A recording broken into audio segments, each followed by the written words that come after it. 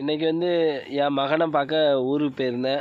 அதாவது திசைவில் போயிருந்தேன். சரியா, போயிட்டு போயிட்டு வரதுக்குள்ளே எங்கள் அத்தை வீட்டில் அவ்வளோ என்கிட்ட வந்து ரொம்ப சொல்லி வருத்தப்பட்டாங்க. என்னடா இதை வந்து நான் ஒரு பதிவாக போடுதேன்னு நினைக்காதீங்க. ஏன்னா ஒவ்வொரு குடும்பத்துலையும் இப்படி தான் நடக்குது. அதாவது மருமகனே, நீங்கள் வந்து வேறு கல்யாணம்னாலும் முடிச்சுக்கோங்க, என் மகா வந்து ஒரு பேச்சும் கேட்க மாட்டேக்கா, பிள்ளைகளை மட்டும் கூப்பிட்டு போயிருங்க அப்படின்னு. நான் கூப்பிட்டு போக மாட்டேன்னு நான் சொல்லலை. ஏன்னா வந்து அவள் வந்து எந்த இதுலேயுமே அவளை சேர்க்க முடியாது. ஒரு பிள்ளைகளுக்கு ஒரு சோறு தண்ணி கூட பொங்கி கொடுக்கறது கிடையாது, எதுவுமே கிடையாது. அங்கே உள்ளவங்க ஃபுல்லாக ரொம்ப அவளை வந்து ரொம்ப சத்தம் போட தான் செய்கிறாங்க.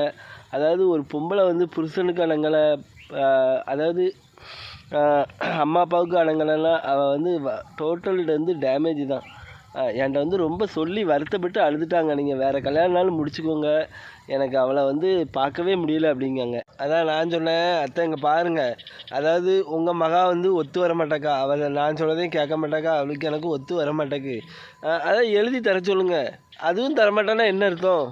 நாளைக்கு நான் வேறு கல்யாணம் முடிச்சுட்டு நாளைக்கு வந்து பிரச்சனை பண்ணலான்னா நான் வந்து யார்கிட்ட போய் நான் இதை சொல்லுவேன்? வேறு கல்யாணம் முடித்தாலும் என்னை வந்து யாரும் கேட்க முடியாது. எனக்கு அந்த புத்தியும் கிடையாது. முதல்ல என் பிள்ளைகளை வளர்க்குறதுக்கு தான் எனக்கு என் புத்தி. என் 3 பிள்ளைகளை எப்படியாவது வளர்க்குற வரைக்கும் எனக்கு வந்து நான் படுற கஷ்டம் எனக்கு தான் தெரியும். அப்படி நான் சொல்லி நான் அவங்கள வந்து சமாதானப்படுத்திட்டு வந்திருக்கேன். வேறு கல்யாணம் முடிச்சுக்கோங்கன்னு ஈஸியாக நீங்கள் சொல்லிடுறீங்க, 2வது முடிச்சுட்டு நான் இப்படி சீரழியவா சொல்லுங்கள்? இப்படி தான் ஒவ்வொரு குடும்பத்துலேயும் நடக்குது. சரியா, நான் சொன்னது சரியா இல்லையான்னு கமெண்டில் சொல்லுங்கள். அவ்வளோ சொல்லி எவ்வளோ வருத்தப்படுதாங்கன்னா அப்போ ஒரு மகளோட போக்கு எப்படி இருக்குன்னு நீங்களே நினச்சி பாருங்கள். சரியா, புருஷனுக்கும் அடங்கலை, அவங்க அம்மா அப்பாவுக்கும் அடங்கலை.